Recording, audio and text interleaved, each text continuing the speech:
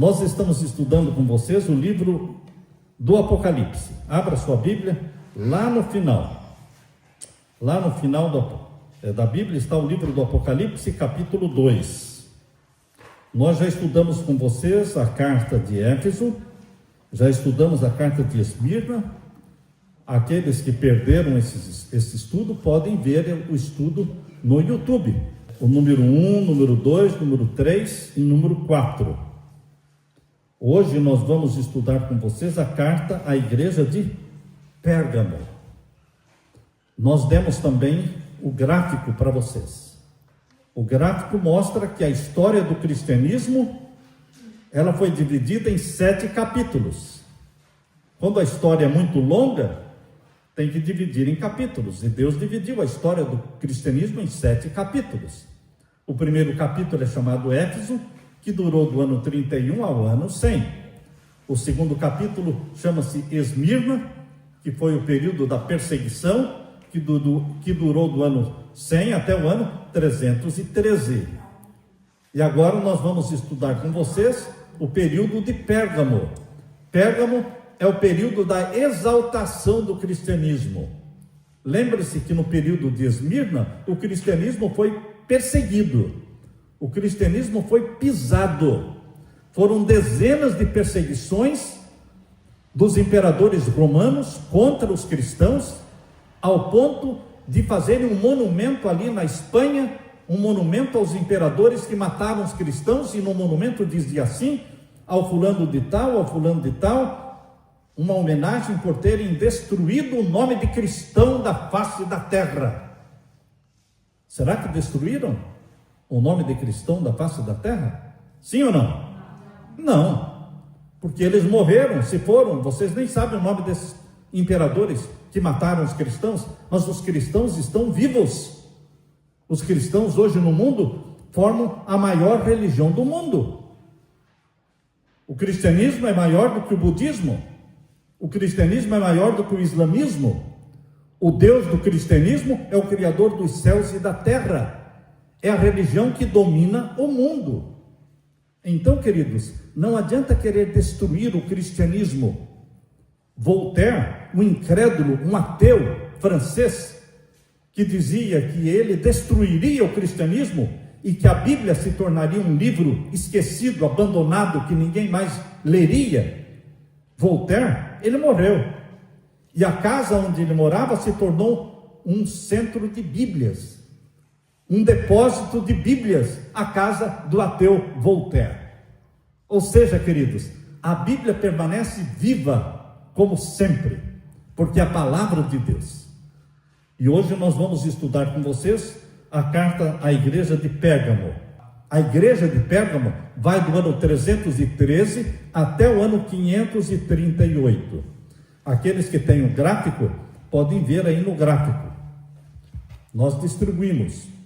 Aí está, Pérgamo, 313 a 538. Todos têm em casa, devem usar para poderem entender a história do cristianismo em 7 capítulos.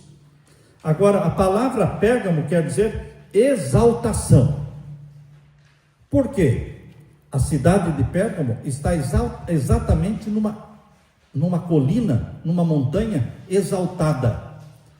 Para subir na cidade de Pérgamo, nós tivemos, a Leila e eu tivemos que usar um teleférico, ou seja, um bondinho que nos conduziu aqui debaixo do pé da montanha até lá em cima. E lá em cima então estavam todos os prédios, ruínas. Hoje são ruínas a cidade de Pérgamo.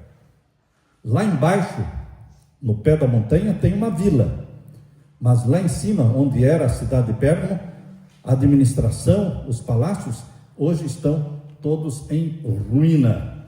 Então, Pérgamo quer dizer exaltação. O cristianismo deixou de ser perseguido e se tornou a religião do imperador de Roma. Quando o cristianismo se tornou a religião do imperador de Roma, todo mundo começou a se tornar cristão. Que tal? O que você acha?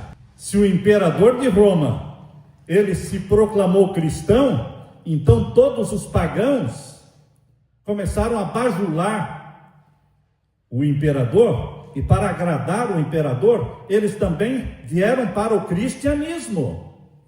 Mas eles estavam convertidos? O que vocês acham? Os pagãos que agora estavam vindo do paganismo, deixando suas catedrais pagãs, adorando ídolos e imagens, e vindo para o cristianismo, vocês acham que eles estavam convertidos ou somente vieram por interesses, só para agradar o imperador de Roma? Queridos, as pessoas não se convertem assim, do nada, para agradar o presidente. Imagine se o presidente do país se torna membro de uma igreja, aí todo mundo vai se tornar membro da igreja. Não é assim que acontece. Você abraça Jesus como Salvador por amor a Jesus Cristo, mas não por interesses. Mas a igreja cristã no período de Pérgamo se tornou uma igreja interesseira. Interesseira. O bispo de Roma começou a cobiçar as riquezas do imperador de Roma. E o imperador de Roma começou a dar presentes para o bispo de Roma. Quanto mais presente o imperador dava para o bispo de Roma, maior poder o imperador de Roma tinha sobre a igreja. Em breve, o bispo de Roma deixou de dirigir a igreja, e agora quem tinha maior autoridade na igreja era o imperador. Chegou no ponto do imperador convocar os concílios da igreja, e esse imperador chamava-se Constantino o Grande. A mãe de Constantino era Helena, a rainha Helena, e ela então também se tornou cristã, e agora ela começou a construir igrejas. Até o ano 313 não existiam igrejas cristãs. Todos os cristãos se reuniam aonde? Nas cavernas, nas montanhas, nas catacumbas, nos túneis subterrâneos, escondidos, porque eram perseguidos. Mas agora o imperador disse: agora eu sou cristão, ninguém mais persegue os cristãos. Agora os cristãos passaram a adorar a Deus nas catedrais, cheias de imagens, cheias de ídolos. Só que o imperador Constantino colocou o nome cristão nas imagens, tirou a cabeça, trocou o nome. Nós já estivemos ali em Roma, visitando a Basílica de São Pedro. Ali cabem umas 40, 50 mil pessoas nesta Basílica de São Pedro. Quem entra na Basílica de São Pedro, do lado direito, tem uma estátua de granito preto, é a estátua de Pedro.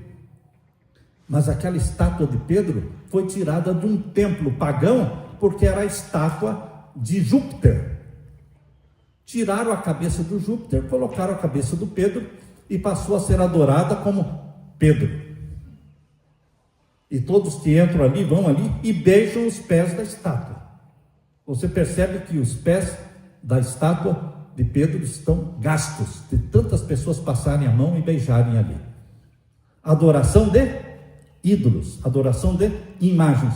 Quando começou isso? No período de Pérgamo. Queridos, no período de Pérgamo, a igreja começou, o cristianismo começou a construir igrejas. A rainha Helena se tornou a primeira construtora de igrejas. Ela era mãe do imperador, tinha dinheiro, então ela comprava os lugares por onde Jesus andou, na Terra Santa, na Palestina, comprava esses lugares e construía igrejas. A primeira construtora de igrejas foi a mãe do imperador Constantino. Agora, queridos, na perseguição, e o período de perseguição foi Esmirna, o anterior, certo? 100 a 313. A igreja foi perseguida e esmagada, mas era fiel. Era fiel. No período da perseguição, só é cristão quem é fiel, porque pode custar a vida da pessoa. Agora a perseguição acabou, todo mundo se dizia cristão. O cristianismo se tornou a religião do Estado. A religião do Estado, a religião do imperador. E então veio a apostasia da igreja. Sabem o que é apostasia? Apostasia é quando as pessoas se afastam de Deus. As pessoas passam a seguir tradições. Qual a diferença de seguir tradição e seguir a Bíblia? Qual a diferença? Seguir a Bíblia é o que Deus quer, é o que está escrito. Seguir a tradição é fechar a Bíblia, fecha a Bíblia, não lê a Bíblia, não estuda a Bíblia e segue as tradições, costumes, mas que não são ensinamentos da palavra de Deus. Então não se assuste, porque o período de Pérgamo é um período muito feio do cristianismo, porque é um período em que o cristianismo se casou com o paganismo. O cristianismo casou-se com o paganismo, e desse casamento surgiu um filho. O filho que surgiu desse casamento do cristianismo com o paganismo chama-se o bispo de Roma. O bispo de Roma se tornou forte, poderoso, porque recebeu o poder do imperador, recebeu terras do imperador, recebeu muitas doações. Quando você vai à cidade de Roma e você visita o Vaticano, lembre-se que o Vaticano foi um presente que foi doado pelo Império Romano ao bispo de Roma. Preciso repetir isto? Preciso repetir? Aquele pedaço de terra que existe lá, chamado Vaticano, dentro da cidade de Roma, foi um presente feito pelo Império Romano ao bispo de Roma. Por que o presente? Porque ele deixou o imperador ter domínio sobre a igreja. Ele comprou os líderes da igreja. Por isso esse período de Pérgamo se tornou um período triste do cristianismo. Vamos ver como é que Deus descreve aqui. Vamos ler a carta que Jesus escreveu à cidade de Pérgamo, à igreja de Pérgamo, capítulo 2, verso 12. Leiam comigo. Ao anjo da igreja em Pérgamo, escreve: estas coisas diz aquele que tem a espada afiada de 2 gumes. Quem é esse que tem a espada afiada de 2 gumes? Quem é ele? É Jesus. E qual é a espada afiada de 2 gumes que Jesus tem, que sai da boca dele? A palavra de Deus. A palavra de Deus é uma espada afiada de 2 gumes. É Jesus quem está falando. Verso 13: conheço o lugar em que habitas. Viu aí? Conheço o lugar em que habitas, onde está o trono de Satanás. No período de Pérgamo, quem colocou o trono dentro da igreja cristã? Isso aqui é pesado, né? Isso aqui é pesado. No período de Pérgamo, quem colocou o seu trono dentro da igreja cristã? Satanás. Estão vendo aí? Vamos ler de novo? Conheço o lugar em que habitas, onde está o quê? O trono de Satanás, e que conservas o meu nome, e não negaste a minha fé, ainda nos dias de Antipas. Antipas foi um dos mártires que morreram nesse período, mas permaneceu fiel. Antipas, minha testemunha, meu fiel, o qual foi morto entre vós, onde Satanás habita. Continue a leitura, capítulo 2 e o verso 14. Tenho, todavia, contra ti algumas coisas, pois que tens aí os que sustentam a doutrina de Balaão, o qual ensinava a Balaque a armar ciladas diante dos filhos de Israel, para comerem coisas sacrificadas aos ídolos e praticarem a prostituição. No período de Pérgamo existiam falsos profetas que eram como Balaão. Vocês conhecem a história de Balaão? Balaão era um profeta de Deus, mas que apostatou, que abandonou Deus por interesse no dinheiro, no ouro, nas pedras preciosas. Balaque, aqui está o nome de Balaque, ó. Balaque foi o rei que comprou Balaão. Balaão se vendeu por amor ao dinheiro. Balaque disse para Balaão: você vem aqui e amaldiçoe o povo de Israel. E Balaão, querendo ganhar o dinheiro, foi lá para amaldiçoar o povo de Israel. Mas quando ele abria sua boca, saía palavras de bênçãos.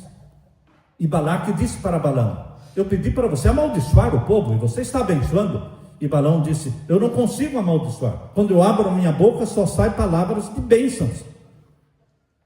E Balaão percebeu que ele não conseguia amaldiçoar o povo de Deus. Mas ele queria o quê? Ganhar o dinheiro, queria ganhar os presentes de Balaque. Então, ele chamou Balaque do lado e disse: olha, eu não consigo pronunciar palavras de maldição, mas eu vou dar um conselho para você. Faça uma festa.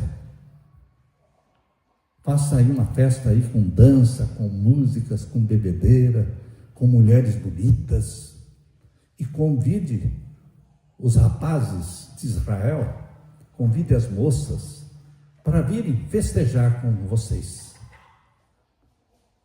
Sejam amigos. E eles, como amigos, eles vão vir. Eles vão beber. Quando a pessoa bebe, ele já perde a noção, não é?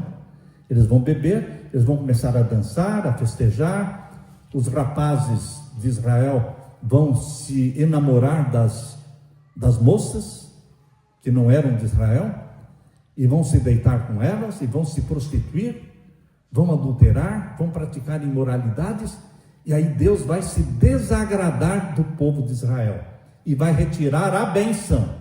Veja o conselho que o Balaão deu para o Balaque. Ensinou Balaque a fazer o povo de Israel a se prostituir. Por isso está falando aí, ó, o capítulo 2, o verso 14. Tenho, porém, contra ti algumas coisas, pois tens aí os que sustentam a doutrina de Balaão. Pois bem, queridos, no tempo de Pérgamo, o líder da igreja cristã, para ganhar o dinheiro do imperador romano, Constantino, o líder da igreja começou a se prostituir. Ele se vendeu, e ele deixou que entrasse para dentro da igreja cristã os ídolos e as imagens. Hoje as pessoas adoram ídolos, imagens. Tem um santo para cada dia do ano. Tem santo para todos os tipos de gosto. Tem o santo do caminhoneiro, tem o santo casamenteiro, tem o santo das dívidas, tem o santo dos... Enfim, a pessoa escolhe o santo que quer e se torna devoto deste santo e faz orações pelo santo e faz promessas para o santo. Ou seja, quando é que surgiu isso? No tempo de Pérgamo. No tempo de Pérgamo. Porque até o período de Pérgamo a igreja era fiel.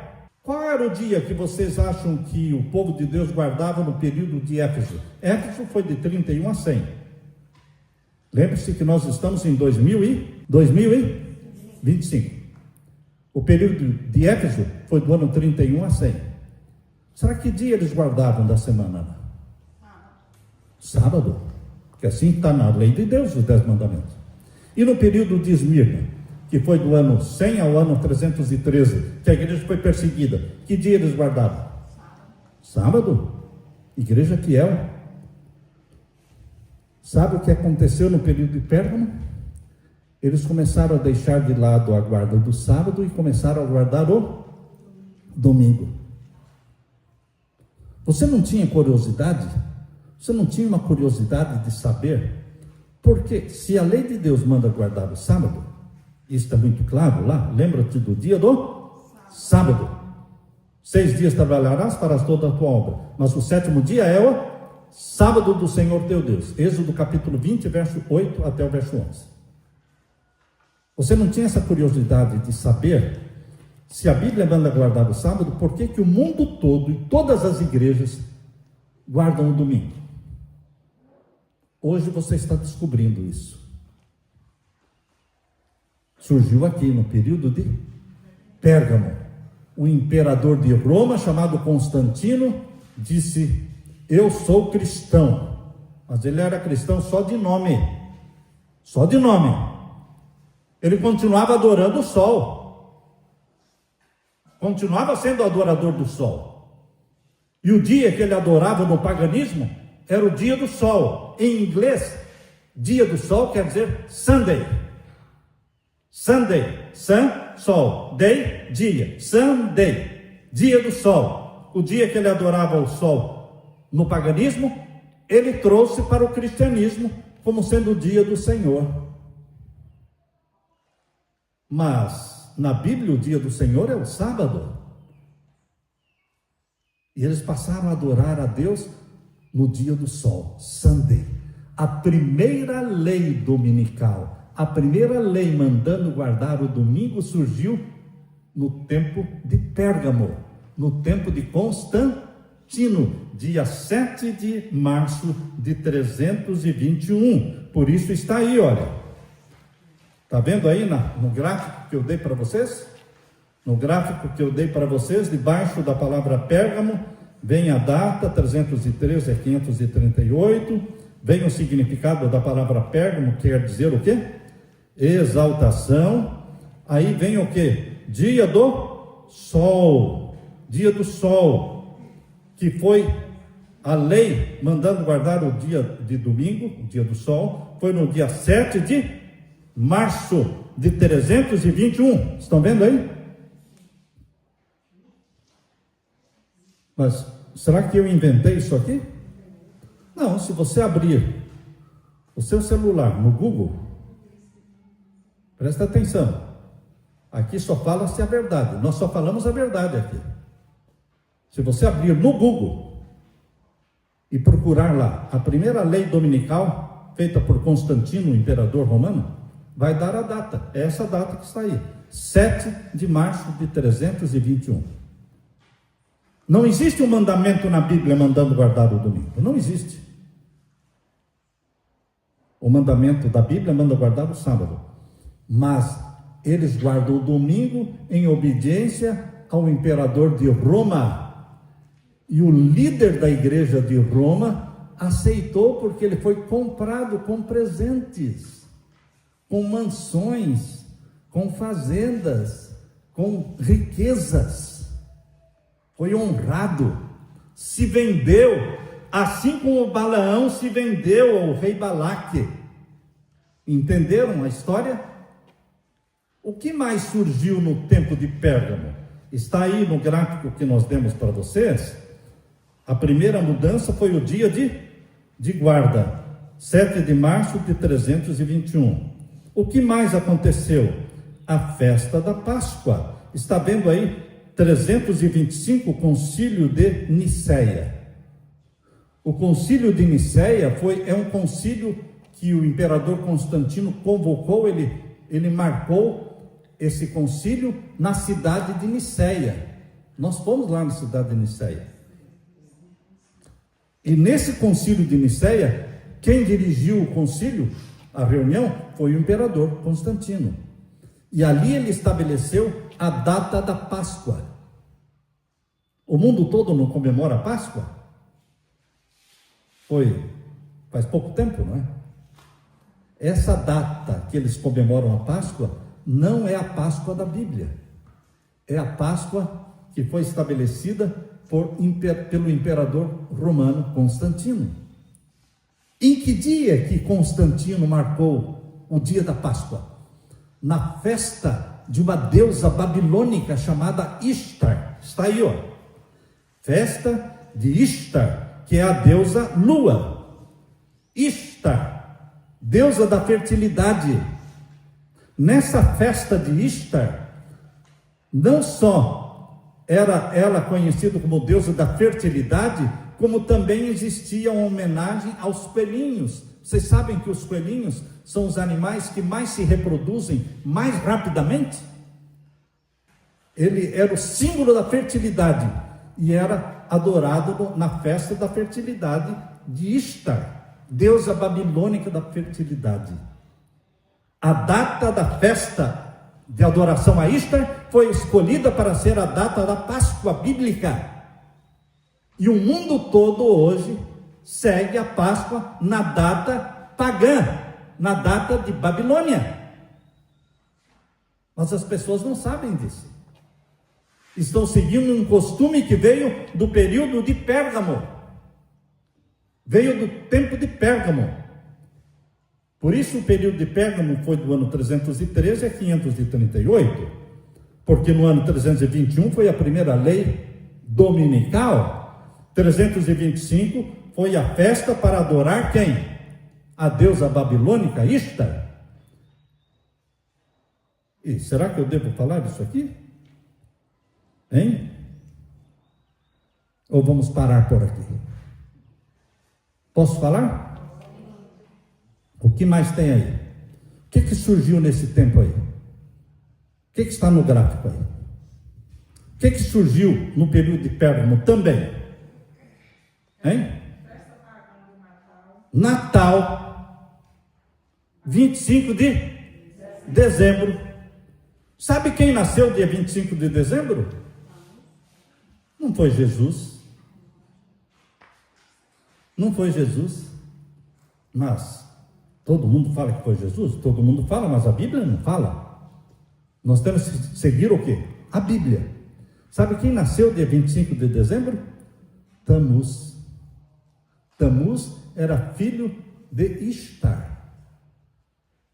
Filho de Ishtar com Nimrod. Nimrod e Ishtar. Outro nome de Ishtar é Semiramis. Nimrod e Semiramis tiveram um filho, deram o nome dele de Tamuz. Ele nasceu 25 de dezembro. De onde é que o senhor tirou essa história? Google? Antigamente não existia Google, tinha enciclopédias. Tinha enciclopédia britânica, tinha enciclopédia Barça, que custava muito caro. Poucas pessoas podiam ter e comprar. Eu tinha, mas agora você não precisa gastar dinheiro com isso, porque você entra no Google e ali tem a Wikipedia.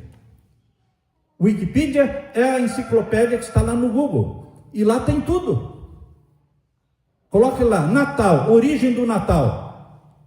Vão abrir assim umas páginas, muitas páginas vão ser abertas, mostrando a origem do Natal, mostrando que veio de Babilônia, 25 de dezembro, não tem nada a ver com o nascimento de Jesus. Mas como é que o mundo todo comemora o nascimento de Jesus 25 de dezembro? Porque o imperador Constantino estabeleceu isso, e o bispo de Roma aceitou. Aceitou porque ele foi o quê? Comprado. 3 festas. A festa da santificação do domingo, a festa da Páscoa e a festa do Natal. Todas as 3 vieram do tempo do imperador Constantino, que se enquadra dentro da carta de Pérgamo, que foi do ano 313 até o ano 538. Queridos, aqui vamos ver então, vamos continuar a leitura, o capítulo 2, verso 15. Verso 15. Outro sim, também tu tens os que da mesma forma sustentam a doutrina dos nicolaítas. No tempo de Pérgamo existiam cristãos que seguiam a doutrina dos nicolaítas, que é a doutrina espírita, de que você pode fazer o que quiser, beber e fumar e comer o que quiser, que isso não afeta a sua vida espiritual. Os nicolaítas separavam as obras da carne das obras do espírito, dizendo que aquilo que eu fazia no corpo não afetava a minha vida espiritual. Os espíritas hoje creem desta forma. Queridos, será que aquilo que eu faço no corpo não afeta a minha vida espiritual? Será que a minha mente está separada do corpo? Ou será que você é um ser indivisível? Como é que você crê? Você é indivisível? Mente e corpo inseparáveis? O que afeta um, afeta o outro.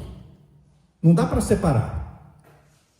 Com a minha mente eu vou adorar a Deus, mas a minha boca vai comer o que não presta, vai beber bebida, vai fumar, vai usar droga, mas com a minha mente estou adorando. Não, não existe isso.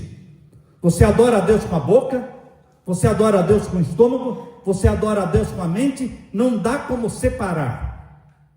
Você adora a Deus quando os seus pés levam você para a igreja, mas se os seus pés levam você para uma festa de orgia, de bebedeira, de promiscuidade, muitos pensam, não, eu adoro a Deus, mas os meus pés vão me levar lá para aquela festa, mas isso não vai me afetar. Isso é ensinamento nicolaíta, isso é ensinamento espírita. Por isso Deus quer santidade de corpo. Santidade de corpo. O seu corpo torna-se templo do Espírito Santo. Santidade na mente. Mente sã e santa. Corpo sã e santo. Isso é doutrina bíblica. Mas no tempo de Pérgamo eles seguiam a doutrina dos nicolaítas, que é a doutrina espírita hoje. Agora vejam o capítulo 2, verso 16, lendo comigo agora. Portanto, arrepende-te. Graças a Deus existe arrependimento. Por mais bandido que seja a pessoa, por mais pecado que tenha cometido, existe esperança. Amém por isso? Existe esperança. Se confessarmos, seremos perdoados. Você pode não concordar com o perdão. Você pode dizer, eu não acho que aquela pessoa devia ser perdoada. Mas Deus perdoa se a pessoa pedir perdão. O ladrão que foi crucificado do lado de Jesus, um foi ladrão e morreu ladrão. O outro foi ladrão e não morreu ladrão, morreu salvo. Vocês se lembram que um dos ladrões disse para Jesus, lembra-te de mim quando entrares no teu reino? Ele aceitou a Jesus ali na cruz, e Jesus disse, em verdade te digo hoje, que você estará comigo no paraíso. Queridos, pediu perdão, será perdoado. Por isso o conselho de Deus aqui para você e para mim é no verso 16, portanto, leia comigo, portanto, arrepende-te, e se não, venho a ti sem demora, e contra eles pelejarei com a espada da minha boca. Verso 17, quem tem ouvidos, ouça o que o Espírito diz às igrejas. Ao vencedor, dar-lhe-ei do maná escondido. Lembram-se do maná? O maná caía do céu diariamente. Todas as manhãs caiu o maná durante 40 anos. O povo de Deus comeu do maná. No deserto não tinha comida. Eles comiam do maná, que era o pão do céu que descia. Antes do sol nascer, caía. E antes do sol nascer tinha que ser colhido. Os preguiçosos que ficavam dormindo até tarde, e o sol subia e derretia o maná. Quando eles iam colher, não tinha mais nada, tinha sido derretido. Para colher tinha que levantar cedo, porque era uma camada que ficava em cima da areia do deserto. Eles colhiam aquilo para fazer farinha e fazer pão. Amassavam aquilo para fazer o pão. O maná foi derramado por Deus por 40 anos. E aqui Jesus está dizendo que você vai poder comer do maná. Ele vai dar para você do maná, que é o pão celestial. Vejam aqui, capítulo 2, o verso 17. Ao vencedor, dar-lhe-ei do maná escondido, bem como lhe darei também uma pedrinha branca. Você vai ganhar uma pedrinha branca. E o que vai estar escrito nessa pedrinha branca que Jesus vai dar para você de presente? Quando você chegar no céu, Jesus vai colocar uma coroa de ouro na sua cabeça, e Ele vai colocar na sua mão uma pedrinha branca. Você vai olhar essa pedrinha branca e vai ver que ali está escrito um nome que ninguém conhece, só você. Você vai ler o nome e vai saber que esse será o seu nome. O seu nome vai estar escrito na pedra branca. É o que diz aqui a promessa. Olha, leia comigo. A promessa que Jesus está fazendo ao vencedor: dar-lhe-ei do maná escondido, bem como lhe darei uma pedrinha branca, e sobre essa pedrinha escrito o quê? um nome novo. Jesus vai dar para você um nome novo. E o que mais? O qual ninguém conhece, exceto aquele que o recebe. Você é filho de Deus, você é filha de Deus. E Deus tem um nome especial para você. Só Deus conhece esse nome. E você vai conhecer esse nome quando receber a pedrinha branca de Jesus. Amém? Eu quero estar lá no céu para receber não só a coroa de ouro das mãos de Jesus, mas receber também a pedrinha branca. Quando você estiver recebendo a pedra branca, você vai se lembrar desse dia, desse culto, quando você leu na Bíblia, e você vai ler o seu nome, o seu novo nome. Você vai viver vida eterna, e eternamente você vai ser chamado por aquele nome. Que presente de Deus! Deus é carinhoso, Deus tem detalhes, e esses detalhes estão na Bíblia, fazem parte do seu relacionamento de filho com o Pai Celestial. O Pai Celestial ama você, do jeito que você é, mas Ele vai mudando você dia a dia. Deus aceita você do jeito que você é, mas dia a dia Ele vai mudando, e você vai se tornando parecido com Jesus. Parecidos com Jesus, porque ser cristão é ser parecido com Cristo. Cristão é ser parecido com Cristo. Que Jesus derrame o Espírito Santo sobre você, e que você se prepare para este grande dia, em que receberá das mãos dele a pedra branca com o seu novo nome. Aleluia, amém? Amém. Deixe-me orar com vocês. Vamos ficar em pé para a oração. Pai querido que estás nos céus, obrigado porque hoje nós aprendemos que a tua igreja fiel, infelizmente no período de Pérgamo, se afastou do Senhor, se casou com o paganismo e aceitou muitas festas pagãs dentro da igreja. Mas nós te louvamos, Pai, porque o Senhor não nos deixou na ignorância, o Senhor nos explicou, o Senhor nos mostrou, e o Senhor quer a doutrina pura, que seja da Bíblia, e o Senhor promete que aquele que se arrepender será perdoado, e não só perdoado, será salvo, será levado para o céu, e o Senhor vai nos dar uma pedra branca com um novo nome. Obrigado por essas promessas, nós nos apropriamos dessas promessas, nós aceitamos a Jesus como nosso Salvador, e pedimos que o Senhor derrame sobre nós o Espírito Santo, para que o Espírito Santo em nós habite e nos faça templos do Espírito Santo, em nome de Jesus que pedimos e agradecemos, e todos dizemos amém, Senhor, amém, aleluia.